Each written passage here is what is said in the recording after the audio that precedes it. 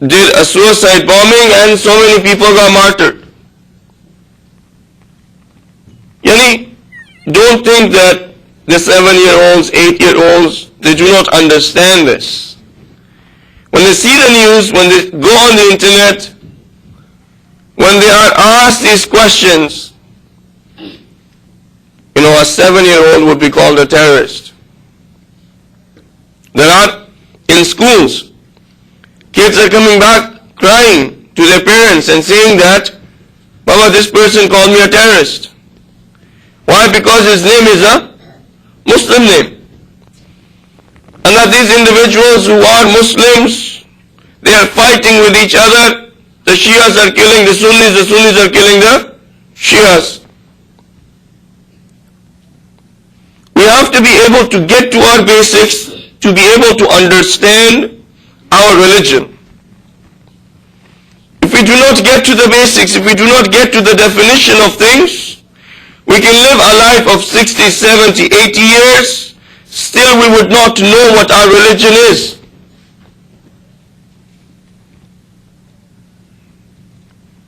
There was a sentence that I read, it was very good. The sentence said, the difficulty is not in defending your opinion, the difficulty is in knowing your opinion. You with me? The difficulty is not in defending your opinion, but the difficulty is knowing your opinion. When you know your opinion, it is not difficult to defend it. It only becomes difficult when you yourself do not know what your opinion is. If you've gotten the definition from someone else, and it is not something that you have thought of, you cannot defend. Like for example, you'll see two people talking to each other. Because we have little kids as well, then we have mashallah. The people who Allah subhanahu wa ta'ala makes them back into kids. Nunakkisu fil khalq. Brings them back in that stage. We have to be able to give everything, something to somebody. And we will get to that stage too. Don't get me wrong. You see, let's say one person watches Ratatouille. You heard of that? Ratatouille movie? Come on. You have to help me out here. Let's say a person watches Ratatouille, and in Ratatouille, the mice or the mouse actually wants to become a chef. And the mouse is, the father finds out that this mouse is going to become a chef. So the father says to the mouse that, listen, we are supposed to be mice. We are supposed to steal and then eat whatever we get. You don't have to wash your hands. You don't have to wash your food. Even if the food is rotten, you eat. This is the way we are. And the mouse says, no, I'm still going to become a chef, disobeys his parents, leaves the house, goes and becomes a chef. And later on, the parents realize that they made a mistake and they agree with this person's opinion. Now if someone has watched Ratatouille, when they grow up, they will speak the tongue of Ratatouille. They will say to their parents, we will do such and such. And the parents will say, listen, you cannot do such and such because this is not our tradition. The way that we have been living is as such. And the person will say, no, I will still do it. And they will go ahead and do it and know that their parents will agree with them eventually. And they will realize their mistake and they will come back to them. In our age, the seeds are planted for you not to know what to think. You are told. Not you think, but you are told what to think. The seeds are planted at the very, very young age of, even if you look at Treehouse, I don't know if you guys get that here. It's a Canadian Nickelodeon. Get Nickelodeon? Okay. If you watch any of those, you'll see that they have programs, specifically, even they have baby TV. Yani these babies who are months old, 18 months, 14 months, for them they have a specific channel. That they have rhymes and stories and things like that, in which they are planting seeds into our minds, even at that age.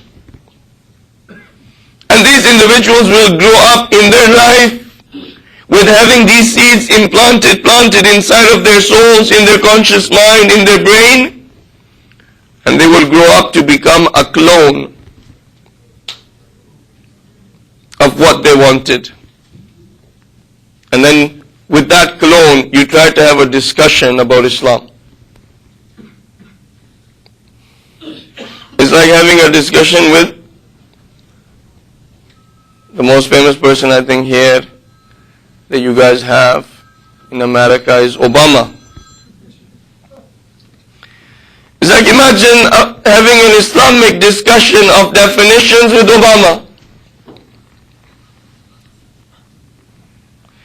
It is the same way as when a person is born and raised, and these seeds are implanted inside of the head of this person, the conscious mind, the subconscious, the soul, in every single aspect of this person's existence. When they grow up, if they're not nurtured by their parents, when they grow up, you try to have a discussion with them, it is just as if you are having a discussion with Obama.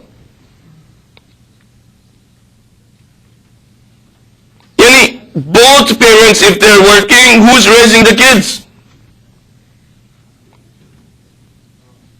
The kids are being raised by internet, by Facebook, by MSN, by IM, by different other websites of games and so forth, where they purposely put these ads. Some people don't like hearing bad things about Facebook. Salawat by Muhammad.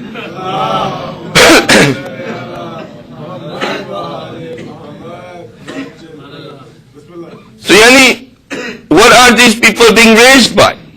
TV, internet, DS, PSP, Connect, Xbox 360. Yani the parents are replaced by these. If you want to see if it's true or not, try to take their Xbox 360 away. You'll see how they cry.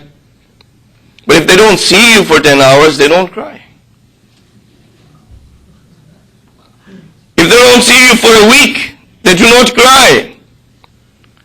Even when they come home and they don't see you while you're home, they do not cry. But if you take that away for one day, or God forbid the cable goes down or the satellite goes down, see how unhappy the kids become. But their parents are there, but they do not feel the love for them. And this is a problem that comes in Masa'ib as well. That we will narrate Masa'ib, the difficulties and the hardships, the history of Karbala, and while we are telling the youths to not cry, yet I have seen them laughing at me, smiling at me, and I've wondered why. And when I was 15 when we got to Canada, about 22, given out my age. It's 22 years we've lived in Canada. In Pakistan, the reciter just had to say Zainab. He would just have to say Hussein, Ali Akbar, and our hearts would break. When they would use the term uncle, chacha, pupo, when they would use these relationships, these words, the picture of my pupo would come in my head. the emotions that I had attached with her would come.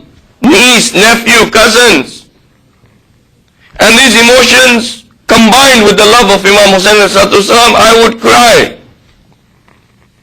With these kids, if you say Nana, grandmother, most of them haven't touched, they haven't felt the love of their grandmother. When you say Chacha, it's a foreign word for them. When you say uncle, it's a foreign word. Uncle yani anyone who comes to the house. When the kids are raised here and they do not get to feel the love of these relations, when you read the Masaib of Ahlul Bayt, they do not cry. Myself, I haven't been back for 18 years. Just because of what I had felt and known, the time that I spent there of my relatives, I still have those emotions. I would suggest to the parents to take your kids back home. Let them feel this love. Let them feel the love of these relations. Let them know what this means. Let them feel what the love of uncle means, of grandmother means, of grandfather means. So, as long as they don't have love for their parents, they don't have love for these relations, they will not cry. And then they will get these objections. Why do we have to cry for Imams? Right or no? You get these objections, why should we cry for Imam Hussain? Why should we do matam? Today is an introduction. Inshallah, for the days coming, we will go more in detail. Why can't we just do matam like this? Why do we have an alam? Why do we wear black clothes? Why does a person have to come and shout at us? There was one time in Montreal, the little daughter, while she was going home, she goes, Maulana, I was very angry today. Why do they have to do this? Right? You get these questions. Now, if we do not make our youths and our kids understand properly the reasoning behind it, they are our capital. They are the ones who are going to continue this, or they are the ones who will discontinue it. If they discontinue it, then a lot of the things that we have been going through, a lot of the reasons why Imam have said that you should put an emphasis on crying, on matam, on doing the azan of Imam Hussain, we will lose on that. And we cannot lose on that because there is reasoning behind it. And with us as parents, we never really ask the questions. We never really ask, why do we do matam, why do we cry, why do we wear black clothes? We just did it because our parents were doing it. So this is something, and then the other thing is that they say that everything that we are doing is cultural. You're looking at me as if these are new things. Or is it just in Canada it happens? It doesn't happen here? It happens here? And then at least you should respond.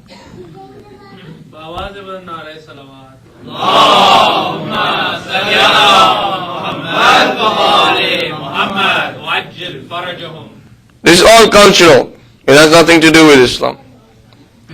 In reality, Islam, I might have given this example to you before. Islam's laws and boundaries can't be put on any culture, and whatever comes in those boundaries and laws is part of Islam. Whatever is outside of those boundaries and laws is not part of Islam. In every single culture, there are certain things that if you were to put the boundaries of Islam around it, you will see that a lot of things will come in that boundary, some of them will not. And if we take the things that come in those boundaries and leave the ones that don't, we can live in every single part of the world and still be able to practice our religion, and still be able to have our culture, and still be able to continue. Islam was not designed specifically for Pakistan. Islam was not designed specifically for Iraq. Islam was not designed specifically for Afghanistan. Islam was designed for all of humanity, regardless of the skin color that they have, the eyes of the color of their eyes, the color of their hair, of the food that they eat, of the clothes that they wear, of the way that they live. Islam has come for all of humanity, not for specific people.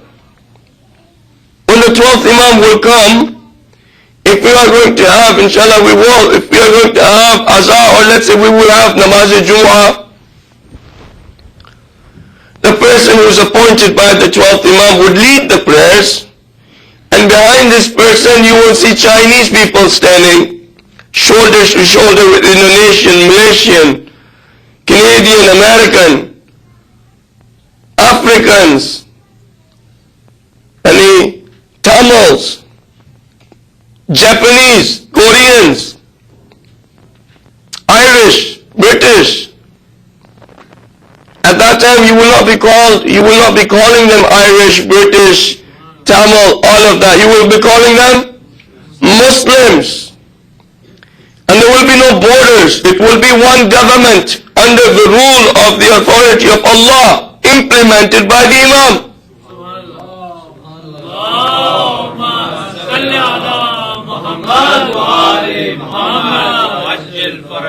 So why do we segregate these individuals? They are our brothers and sisters in humanity. And Islam has come for all of these people. And you'll be surprised if you walk into a Namaz-e-Jumu'ah like that. If you want to see a surprise, a little bit of that example you can see when you go for Hajj. You see people from India, you see people from Pakistan, you see people from Malaysia, you see people from Indonesia, you see people from Canada, you see people from America, you see from all of these different creeds and nations, and they all come, they wear the same dress, which is not sewn, and they do the same actions, just like everybody else from all parts of the different world. So if we're going to make Islam exclusive just for our own culture, we will run into the problem where our thinking would become narrow-minded, while what is required for the coming of the 12th Imam is for us to have a broad-minded thinking, where we don't think about countries, but we think about the world. Well, Allah SWT is going to implement the law in the whole of the world. We're still so confined in our own culture, in our own tongue, that we can't think universally. This person speaks Urdu, this person speaks Punjabi, this person speaks Hindi, this person speaks Kutchi. Segregating. We have to also look at what should be the mindset of a Shia. How should a Shia look at the world? Is it the same way as we look at it? Or a Shia is supposed to look at the world differently?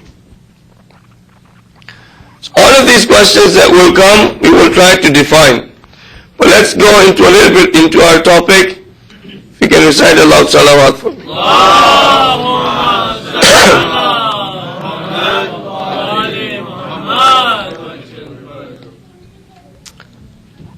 Shia Tashayyu. In Arabic there is a word which has a big family. Shia means someone who follows. With me? Someone who follows. Someone who follows who? It depends. Are you with me so far? Right now we're going into our topic. The purpose here is not for you to come and spend some time looking at me and then hearing and taking one out the other. But you have to come here to learn.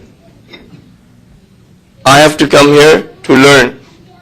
If we spend 1 hour learning, in the eyes of Allah subhanahu wa ta'ala, that 1 hour of learning is better than 1,000 nights of worship. Are you with me? I will continue. 1,000 nights of worship in which each night the person has recited 1,000 rak'at of salah. This the Prophet is saying to Hazrat Abu Zar al-Ghafari rahmatullah. It is better in the eyes of Allah subhanahu wa ta'ala to recite Quran 12,000 times. It is better in the eyes of Allah subhanahu wa ta'ala to worship 1 whole year, while in every year you are fasting, every day you are fasting, and every night you are awake in worship. It is better than 1,000 battles that you have fought in the army of Rasulullah sallallahu alayhi wa sallam. Allahumma salli ala Muhammad wa ali Muhammad. For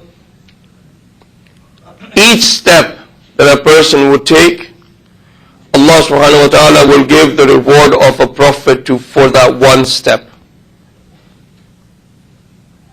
For each step, Allah subhanahu wa ta'ala will give the reward of 1,000 martyrs of Badr. For each word that the person hears or writes, Allah subhanahu wa ta'ala will make a city in heaven. Is there any more motivation that you require? That 1 hour that you spend learning is better than all of these things. Why? Because that 1 hour that you would learn something, the way you will be able to worship Allah would be better than if you had stood without knowing that thing for 1,000 nights and had prayed 1,000 rak'at. You would be able to, when you know in 1 hour the knowledge that you will gain, it would be as if you had fought 1,000 battles and then come to a realization that you can gain in 1 hour. If you were to read Quran 12,000 times without that 1 hour of knowledge, and if you had recited once, it would be as if you got the reward of reciting it 12,000 times. Some people come to majlis, they get niyaz. It's all there. Then they'll end up getting niyaz. I don't know if you have niyaz here, but if you don't, you lose out on that as well. You'll get some niyaz, you'll get some samosa, you'll get some chai. And that's all they get out of the majlis. Then there are individuals who come who get spiritual reward. They come in, they get spiritual reward. Sawab.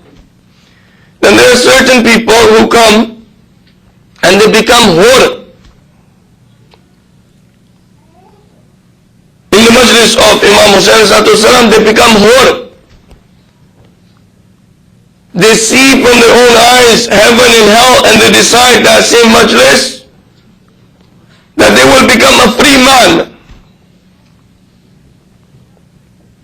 It is up to the individuals who come to this, because this ocean can provide you all of the water that you need. If you go to the ocean with a cup, it will fill it. If you you go to the ocean with a jug, it will fill it. If you go to the ocean with a tanker, it will fill it. It depends on what you take to the ocean. It depends on you. And so it depends on you whether you come here with the intention of just getting niyaz, or you come here with the intention of getting spiritual reward, or you come here with the intention of becoming whole.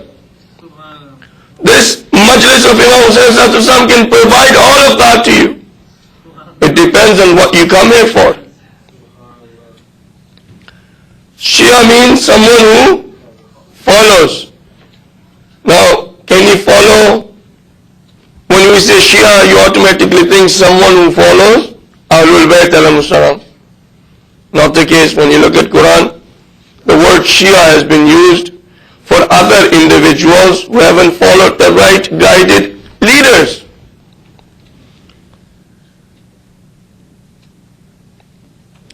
Ya Shia Ahle, Ya Shiane Ahle Abi Sufyan. Imam Hussain has said in one of his khutbahs, O Shias of the progeny of Abu Sufyan, when he was talking to the army that was standing against him, that if you do not have a religion and you're not afraid of the hereafter, at least become free men in your world. He's used the word Shia for Ali Abi Sufyan. When you look at Quran, you will also find followers that would follow either the right Imam who will take them to heaven, or followers who will follow the wrong Imam who will take them to hell. Imam meaning leader. Give you from an example. GPS. GPS, you understand? What is it? GPS stands for Global Positioning System. Maybe you have never realized every time you open or turn the GPS on, you're being tracked. When it gets a signal, you are being tracked. Wherever that you are going, you are being tracked, and that is how the GPS knows whether to make a left or a right. If you're not being tracked for every single place that you get, how does it know? Make a right here, in 300 meters, in 100 meters, in 700 meters. It knows exactly. It knows what speed you're going. It knows that if you go with the same amount of speed that you're going, you'll be able to reach your destination at such and such time. You're being tracked. You don't even know it. GPS, in the GPS, you can put when you put a destination. Let's say you put the wrong destination. Like for example, I got the GPS address, 7th level of hell. Now I put my destination in the GPS, 7th level of hell. Now the GPS is going to be tracked. It's going to know each and every movement of mine, and it's going to tell me, make a left here, make a right here. If I get lost, and he lost what? If I start going towards heaven, it will recalculate. It will recalculate and make sure that I come back to the place where I'm going to go to the 7th level of hell. And I follow, make the right, make the left, make the right, make the left, and I get there. Whose choice is it to select that address? Yours. Whose choice it is to select that GPS? Yours.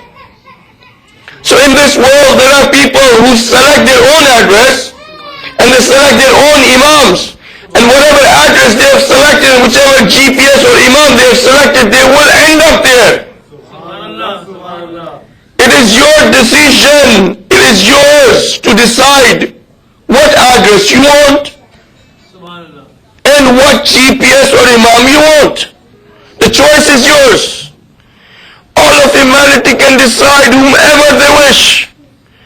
But know this, that every Imam, every GPS that you will choose and the address that you will input, you will get there.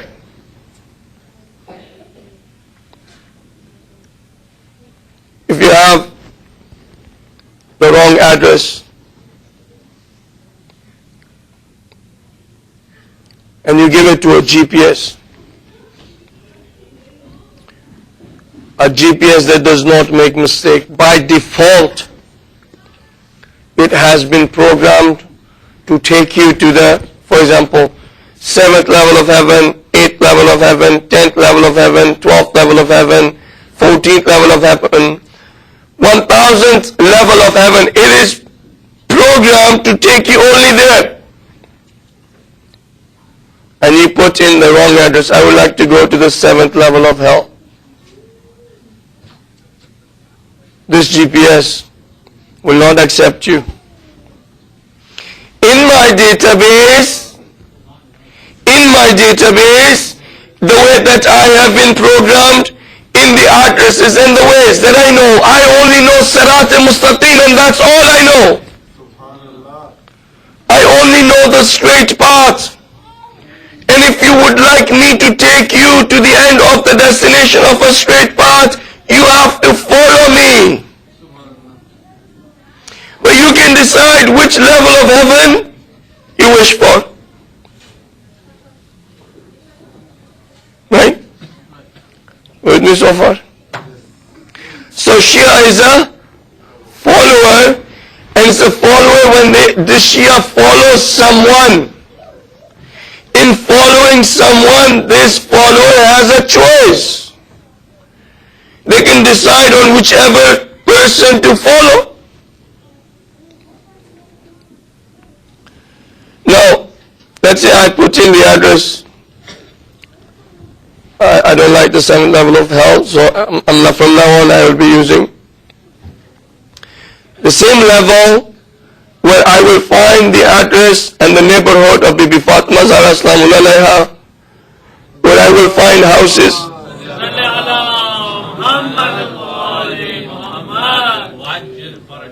I don't want to go to any other neighborhood in heaven.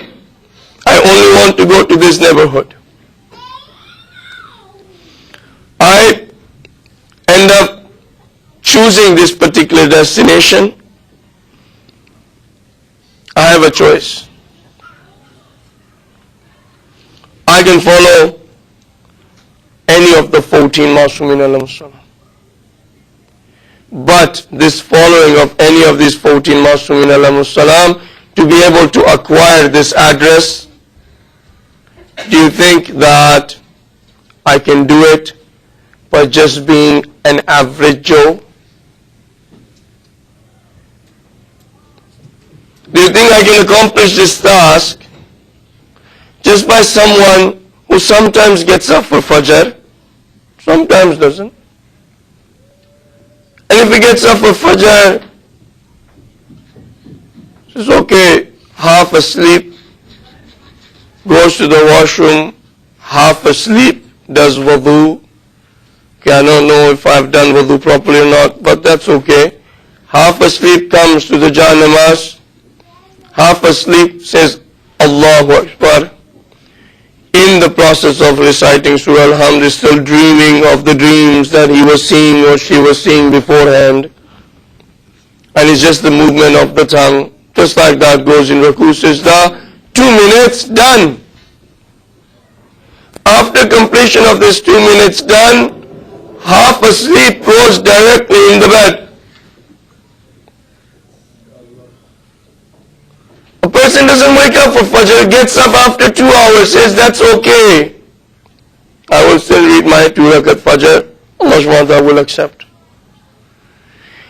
The alarm goes off, does not wake up to be able to go on that trip or to that appointment that this person has, gets up 2 hours afterwards, is crying. is crying and saying, I didn't get up for my appointment. I didn't get up for this trip that I was going to go on. I kept sleeping, and is crying about that, but there was an appointment with Allah at 6 o'clock and did not get up, and gets up at 8 and does not feel a single bit of remorse. And still the person thinks they will get to that neighborhood where Bibi Fatma's house would be. You can go to whichever level of heaven, but there is a certain amount of koshish, struggle that you will have to do. So is this follower, can you follow someone if you're at home? Can you follow without doing anything? Can you follow a leader just by at home? No struggle, no koshish. What if we might be in that state? I'll give you an example. I'm not sure what time I started because you never gave me a chance to look at the clock. You just asked me to straight sit down.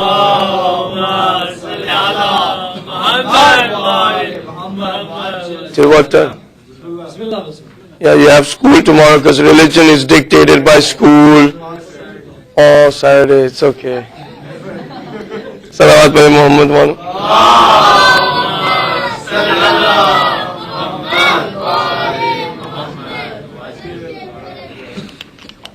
So,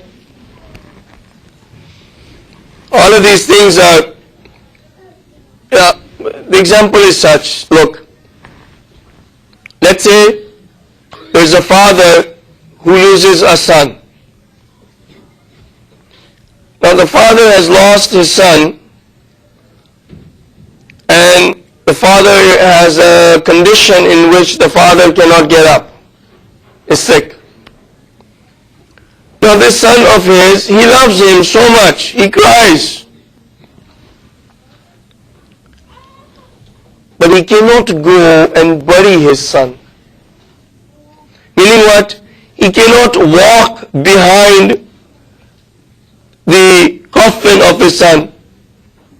He cannot follow the coffin to the graveyard and have it buried. But he can cry. Has love, has lost his son. Can you say to this person that this person followed his son to the graveyard, or do you say this person only cried at home? Is it this person, does he love his son or not? He loves his son. But because of his condition, this person cannot go and follow his son's coffin and have him buried. There are people who cry for Imam Hussain, their hearts are broken. But their souls are in such condition. Their souls are in such disease that they cannot get up and walk on the path of Hussain. That they can only cry in the Hussainiyas and in their houses. But they cannot walk on that path of Amr bil Maruf wa Nahy anil Munkar. They cannot walk on the path of doing Islah of a nation. They cannot walk on the path to reform a nation. They cannot walk on the path of the Sunnah, the way of the Holy Prophet. But they can cry. Would you say this person who is crying and not being able to do all of that is a Shia or a Muhib? Shia, a follower, Muhib, a lover. Is a Muhib. Yani this person cannot go on that path. If you cannot go on that path, you cannot follow Imam Hussain, you are at home crying for Imam Hussain, then you are a Muhib. If you were a follower, if you are a Shia, then Imam Hussain will be going forward and you will be following. You will neither go one step ahead of him or neither you will stay so far behind that you cannot follow Imam Hussain. A Shia is that person who follows the Imam with the same speed as the Imam is going, but but does not go further than him and does not stay behind. Who goes further than the Imam? These people who wear Nusari. You know Nusari? Nusari is a person who says Imam Ali Wazallah is a god.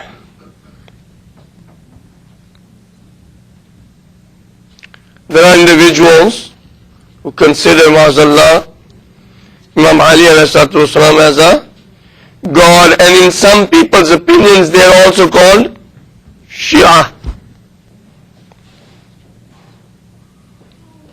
Yet in some people's definition they still called Shia when they have nothing to do with Shias.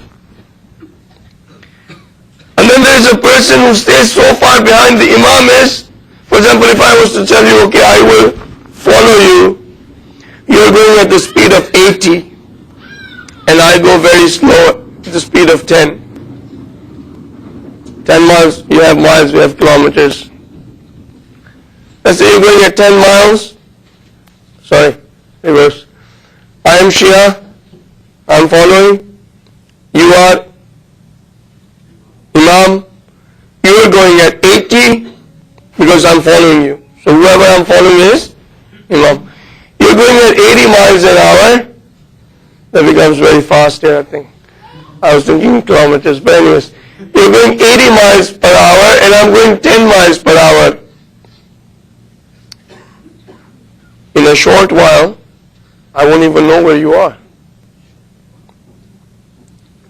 And I will be completely lost, and I won't know which way to go, and you would be gone somewhere, and a Shia is also not that person. A follower of Imam Hussain goes with at least such a speed. Let's say if Imam Hussain is going at 80 miles, just for samjhane ke liye, just to understand. If Imam Hussain is going at 80 miles, the Shia goes at 65. That is never stays that much behind that he loses the Imam, and never goes faster than he goes ahead of the Imam. Shia means a follower. A follower would only be a Shia of Ali when that follower is following Ali. By default, you do not become a follower of Ali just by you said Aliun Waliullah.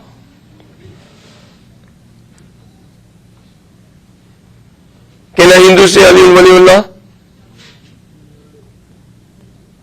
Just as a question, the word Aliun Waliullah, can a Hindu say? But if a Hindu says Aliun Waliullah, does the Hindu become a Shia?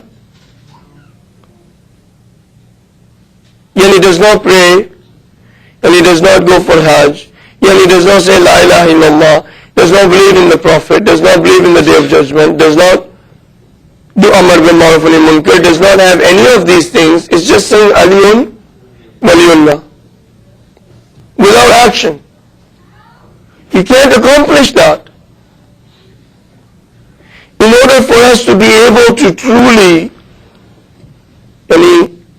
Imams have said that, become a source of beauty for us.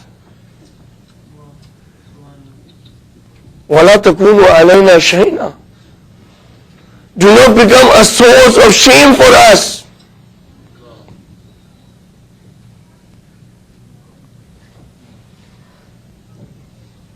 And we have gone so far. I was in a country, Kazakhstan. I was there for a month. There was an interpreter. He came up to me and he said that I'm going to the mosque. You're a Shia. Do you pray? Like, what do you mean? He said, you are a Shia, right? I'm like, yes, I'm a Shia. Do you pray? Of course I pray. What you do? You pray namaz? Why there are individuals who think that we don't even pray namaz? Why there are individuals who think that we have a different Quran? Why does this individual think all of that? Two reasons. One is our own actions. Second is the media. The media propagates such that the definition of Shia becomes someone who just does like azan, matam, sit, no praying. And when they keep on propagating that, people believe that this is the way we are. But if people are under the propagation, under the spell of the media, how to break that? Either have our own media that will show that what our mazhab is, or become the ambassadors of Shia. Become the ambassadors of your path. And let these individuals know that you also pray, that you also recite Quran, you also follow Furuddin, you also know Asuluddin, that you are also in character trying to become like the Prophet. We are in such a saddened place. Such a saddened place. We can't see how sad the situation is.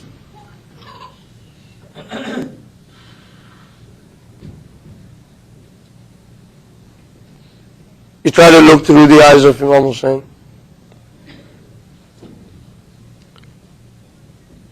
If you were to look through the eyes of Imam Hussain,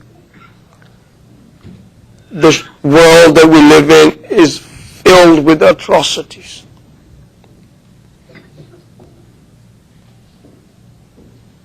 A person being born in a Syed Shia family, Ma'azallah, committing adultery.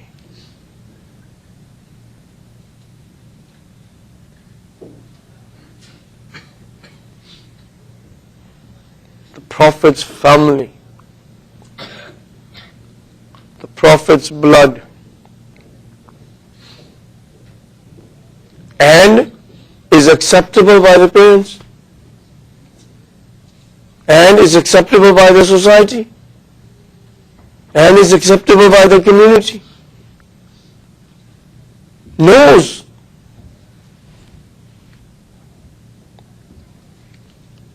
Is that an atrocity?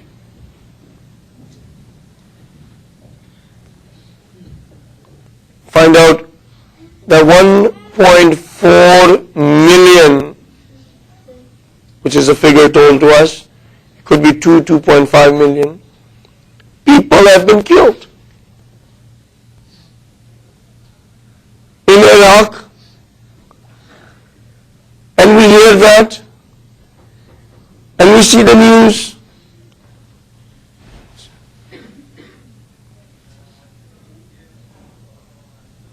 Do we not feel anything? How many of us have gotten nervous breakdown knowing that fact?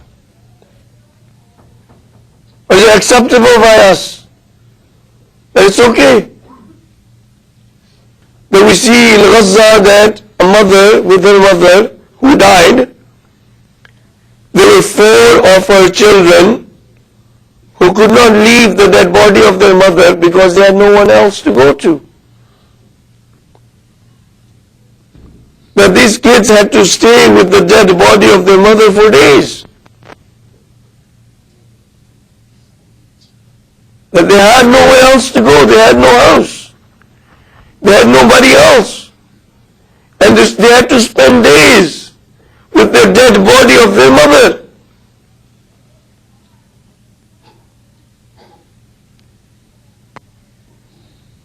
But 20 million people lost their houses and everything that they had in the flood. And a person comes to ask of us of something, we have a problem giving $10.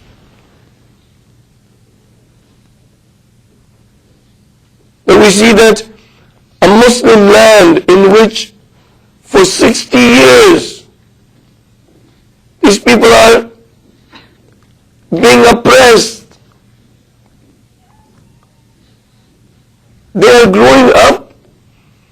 their fathers being taken out of their homes in front of their eyes, not knowing where they're taking their fathers. They see their own mothers being slapped. They see that they're trying to go home and there is a plane that comes and their home is no longer there. And in their house is their whole family. And they don't know who survived.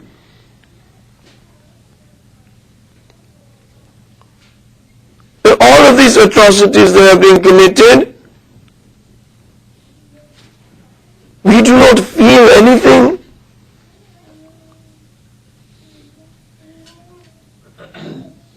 If you look through the eyes of Imam Hussain, if you look through the eyes of Imam Ali, in his government, a Jewish lady who had an ankle bracelet taken off by force, Imam gathered all of his friends, he gathered his companions and said, this happened in our government.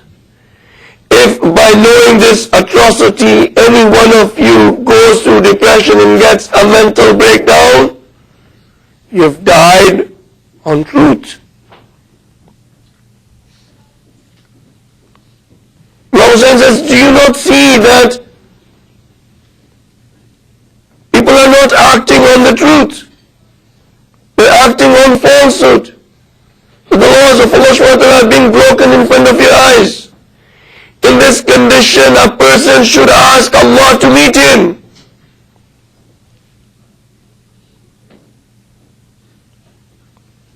Even if I go further, how many times have you heard that there was a 6-month baby whose neck was severed by an arrow that had 3 heads, who jumped in the arms of his father, and the father stood there with the blood-soaked hands,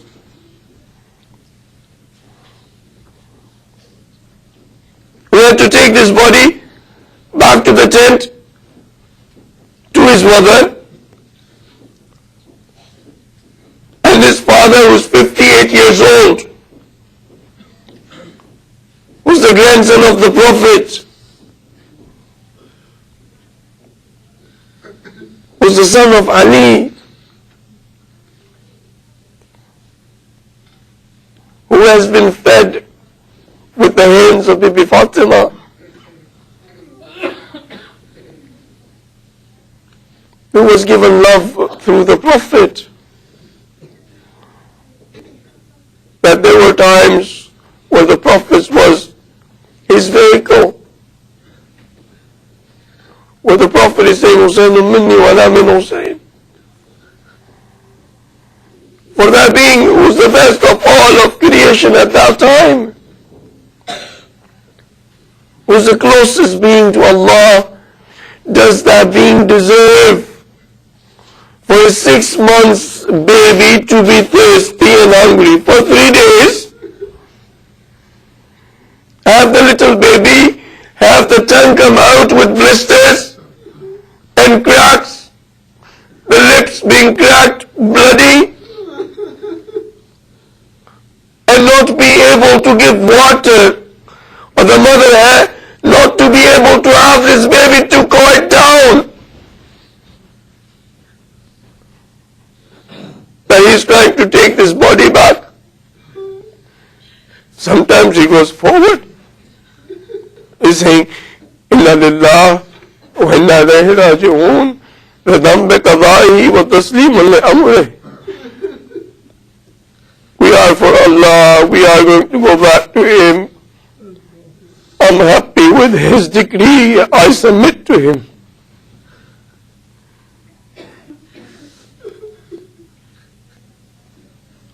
Sometimes he goes forward, sometimes he comes back. Should I take him? But the mother, when she sees, goes back and forth, gets to the tent, try to have a father's heart. I don't know how Imam Hussain salam, the mother of Ali Asghar, how did they bury their own son? I try to put myself in his shoes. I can't even imagine. I can't even imagine what was going through his heart. His mother and father were looking at the 6 months neck severed, blood coming out. Who maybe had thought Ali Asghar would grow up an innocent life, a little baby.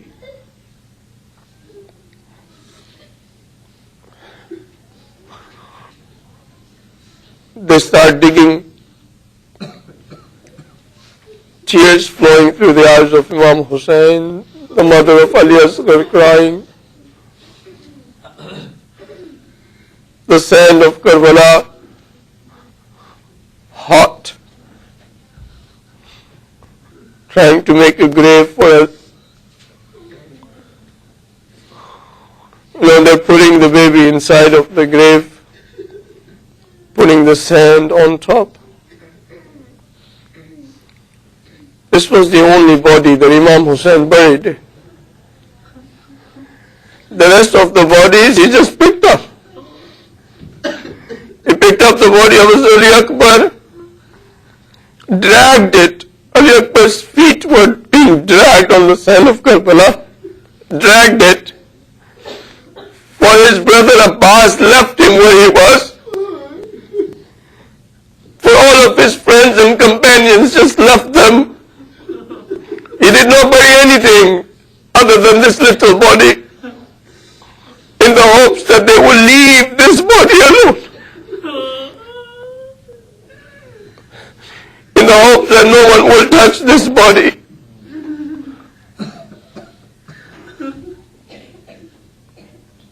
How many times have we heard this? And we have cried and with shattered hearts, trying to console Bibi Fatima Zahra Salamun Alayha, trying to console Imam Zaman alayhi salatu salam, Ya Imam, for the last 1200 years you've been crying on this. You've been waiting and crying on this. We also participate in the act of crying for your loved ones. How many times we've done that? But have we realized the price that was paid? Have we realized the price that was paid for Islam to be saved? If we've realized the price that was paid of this 6 months' blood to save Islam, then why do we not follow it?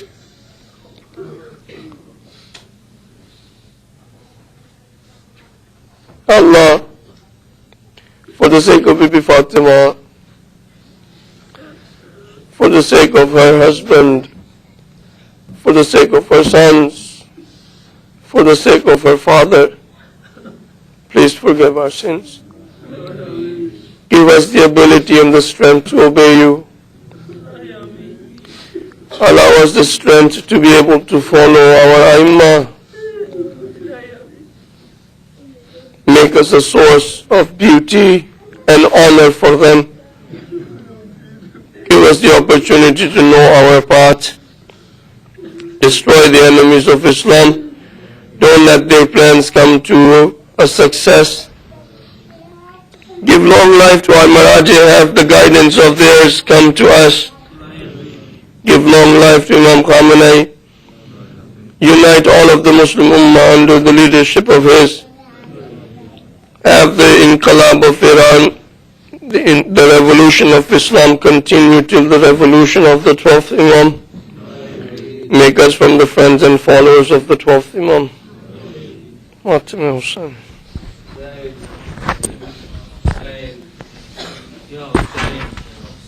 Ya Hussein, Ya Hussein, Ya Hussein, Ya Hussein, Ya Hussein, Ya Hussein, Ya Hussein, Ya Hussein, Ya Hussein, Ya Hussein, Ya Hussein, Ya Hussein, Ya Hussein, Ya Hussein.